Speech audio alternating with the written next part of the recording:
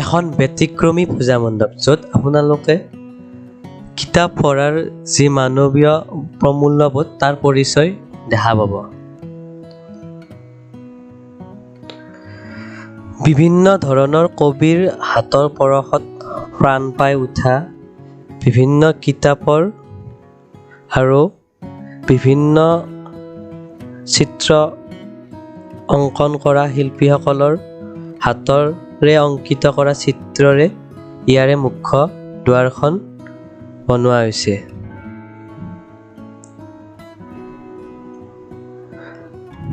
হেমকোষ, দহি কতৰা, কীৰ্তন ঘোষা, ৰামায়ণ, বুঢ়ী আইৰ সাধু, ৰংমিলিৰ হাঁহি, কথা ভাগৱত, মামৰে ধৰা তৰোৱাল, শিৱ পুৰাণ, মাকাম, মহাভাৰত, শ্ৰীমদ্ভাগৱত গীতা আদি বিখ্যাত গ্ৰন্থসমূহক ইয়াত সন্নিৱিষ্ট কৰা হৈছে।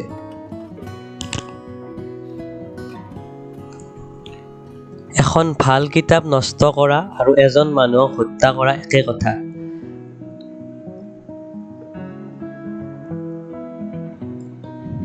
মই কেৱল মাত্ৰ ঈশ্বৰৰ আৰু ঈশ্বৰ অকল মোৰ, এইটো মনে প্ৰাণে মানো মাত্ৰেই ঈশ্বৰৰ লগত আমাৰ সম্পৰ্ক স্থাপন হৈ যায়।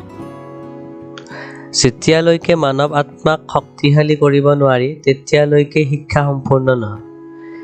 এইসকল মহৎ লোকৰ বাণী ইয়াতে লিপিবদ্ধ কৰা হৈছে।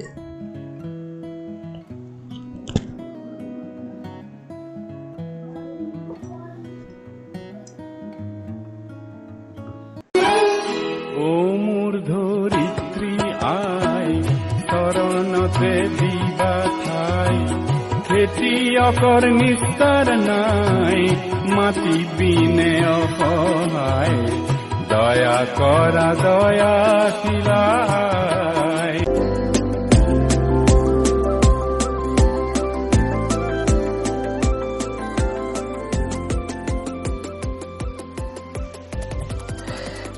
বিভিন্ন চিত্ৰশিল্পীসকলে নিজ হাতেৰে অংকন কৰা বিভিন্ন ধৰণৰ প্ৰতিচ্ছবি, যেনে প্ৰখ্যাত খেলুৱৈ বিৰাট কোহলিৰ প্ৰতিচ্ছবি, টাইগাৰ শ্ৰফৰ প্ৰতিচ্ছবি, ঋত্বিক ৰোশনৰ প্ৰতিচ্ছবি আদি ইয়াত নিজ হাতেৰে অংকন কৰি আঁৰি থোৱা হৈছে।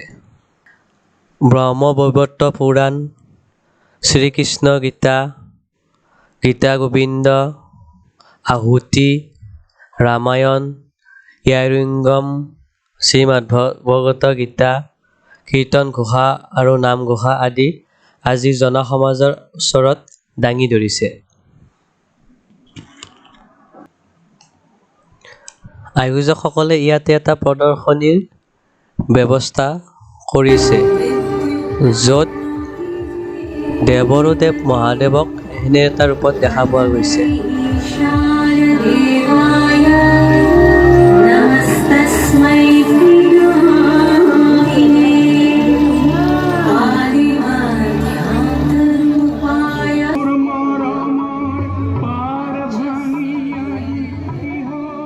লগতে ভাৰত ৰত্ন প্ৰখ্যাত কণ্ঠশিল্পী ভূপেন হাজৰিকাদেৱক জনসমাজৰ ওচৰত এনেদৰে দাঙি ধৰিছে।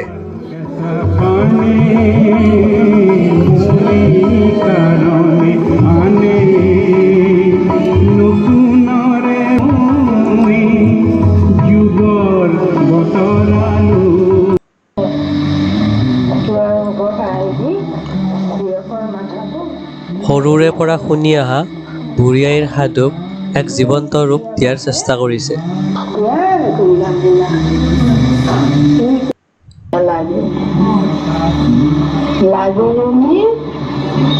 মাত্ৰ ছোৱালী আৰু এজনী ছোৱালী আৰু এজন ল'ৰা আছিল। নাম আছিল কামাই আৰু তোলা, আৰু লাগুৰণীটো নাম আছিল তোলা।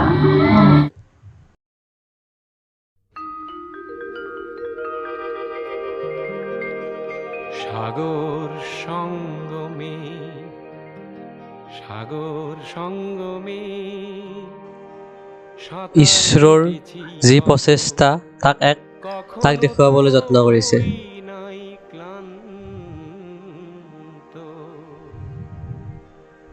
সাগৰ সঙ্গমে সাঁতাৰ কেটেছি কত বিভিন্ন ধৰণৰ ওই নাই জন্তু যেনে সাপ, অসমৰ তথাপি মনেৰ এশিঙীয়া গড়, সাগৰেৰ ঘৰিয়াল, মালা শান্ত সাগৰ সঙ্গমে হাতী,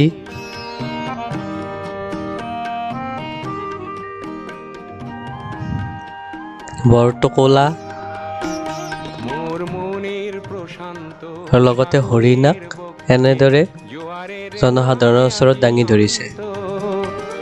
অজস্ৰ লহৰী নব নব গতিতে এনে